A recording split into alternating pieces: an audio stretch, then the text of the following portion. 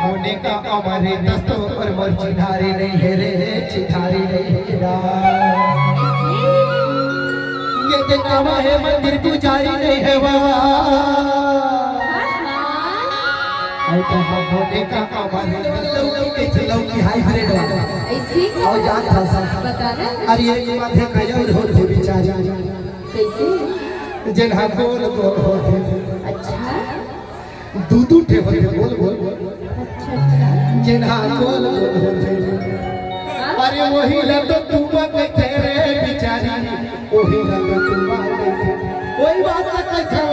का कहता ये देना बाहे छाजी भरला तुम बाबा औ बोला गोदी में बैठा के ले तो चुमारे ले चुमारे अच्छा